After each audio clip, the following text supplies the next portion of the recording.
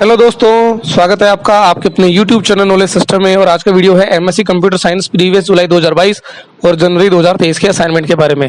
तो अगर आपने अब तक अपने असाइनमेंट अगर आपने जमा नहीं करवाए हैं तो जल्दी से अपने असाइनमेंट है जो 15 अप्रैल और 15 मई तक आप अपने असाइनमेंट जमा करवा दीजिए।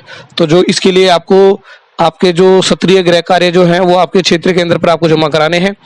इसमें आपका जो कवर पेज जो आपका लगने वाला है एमएससी कंप्यूटर साइंस के लिए, तो वो आपका असाइनमेंट के आंसर है जो मैं इस वीडियो में बताने वाला हूँ जुलाई 2022 और जनवरी 2023 के लिए। तो जिसमें आपको ये डिटेल आपको स्कॉलर नंबर जो है वो यहाँ पर आपको फिल करना है, पाठ्यक्रम का नाम और आपका जो एड्रेस है, अध्ययन केंद्र का पता, स्टडी सेंटर, ये सब आपको फर्स्ट पेज आपको प्रिंट निकाल कर जमा करवाने का दिनांक आपको आदि भरना है। उसके बाद आते हैं अपन असाइनमेंट के। तो फर्स्ट पेपर है आपका एमएससी CS 101 जो आपका पेपर है, या MCA का भी यही पेपर आपका होगा, MCA का 101 कंप्यूटर फंडामेंटल और सिस्टम सॉफ्टवेयर। तो जिसमें आप देख सकते हैं पहला क्वेश्चन आप मिलान करें कन्वर्ट। तो आपको यहाँ पर बाइनरी से आपको डेसिमल में कन्वर्ट करना है।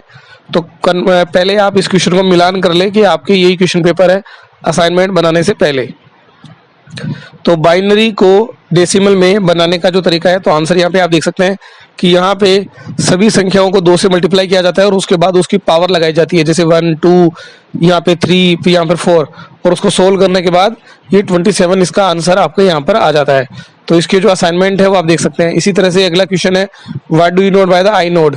तो जो आई नोड है उसके बारे में यहाँ पे दिया हुआ है कि आई नोड क्या होता है कि जब हम डेटा स्ट्रक्चर बनाते हैं तो किसी वैल्यू को हम आई डिक्लेयर कर लेते हैं, आई मानकर हम चलते हैं। तो इस तरीके से इसका सॉल्यूशन होता है। तो स्क्रीन पर आप देख सकते हैं what is the SSD strong media, SSD जो आपका था सॉलिड स्टेट ड्राइव, उसके बारे में है। तो क्वेश्चन आप मिलान करें तो ये सारे क्वेश्चन आपको करने होते हैं। सेक्शन बी में से केवल 2 क्वेश्चन आपको करने होते हैं, सेक्शन सी में से केवल आपको एक क्वेश्चन करना है। जैसे देख सकते हैं what are the logic gates, explain various logic gates with truth table and suitable diagram. और यहाँ पे what is the paging, explain the demand paging in detail. तो यहाँ पे आप चीजें वो देख सकते हैं, यहाँ पे जो पेजिंग का जो डायग्राम है वो यहाँ पे आप देख सकते हैं किस प्रकार से आपको ये बनाना है। इसी तरह से अगला जो क्वेश्चन है वो देख सकते हैं MSc CS 102 एप्लीकेशन सॉफ्टवेयर और वेब डिजाइनिंग। तो इसके जो असाइनमेंट आप देखें, यहाँ पर जो क्वेश्चन नंबर है वो कोई दिया हुआ नहीं है। जैसे यहाँ पे दिया हुआ है गिव द, अब हालांकि इसके आगे कुछ लिखा हुआ नहीं है, तो अगर आप इस क्वेश्चन को करेंगे तो आपके मार्क्स कट जाएंगे। तो इसलिए मेरा एक सलाह है कि यहाँ पे आप कोई भी क्वेश्चन जरूर से लिख दें, give the full form of DBMS।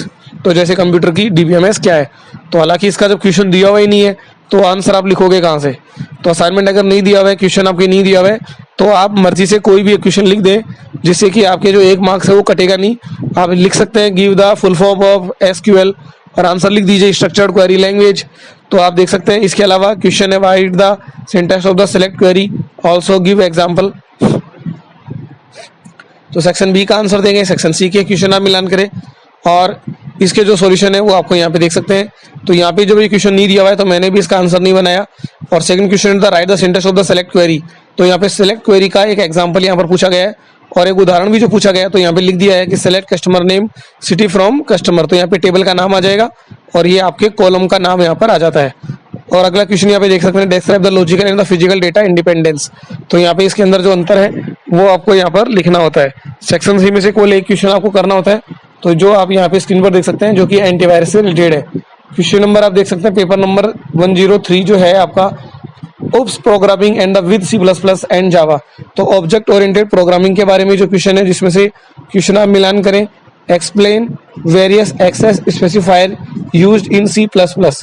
तो ये क्वेश्चन के जो आंसर है आप अपनी बुक में से ढूंढकर भी कर सकते हैं, ठीक है। तो इसका जो सॉल्यूशन है वो भी आप यहाँ पे देख सकते हैं कि यहाँ पे उप प्रोग्रामिंग के लिए यहाँ पे इसके जो आंसर है वो यहाँ पे दिए हुए हैं। एक्सप्लेन वेरियस एक्सेस स्पेसिफायर, तो पब्लिक प्राइवेट प्रोटेक्टेड ये 3 एक्सेस स्पेसिफायर होते हैं।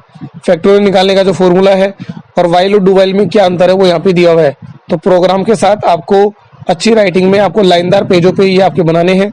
वाइट पेज भी आप ले सकते हैं और प्लास्टिक की फाइल या जो कागज की जो फाइल है उसके अंदर आपको ये पेज लगाकर आपको सबमिट करवाना होता है। अगला पेपर आप देख सकते हैं MSc CS 04 का 104 प्रोग्रामिंग इन VBM.NET। इसका क्वेश्चन हम मिलान करें what is an multi threading.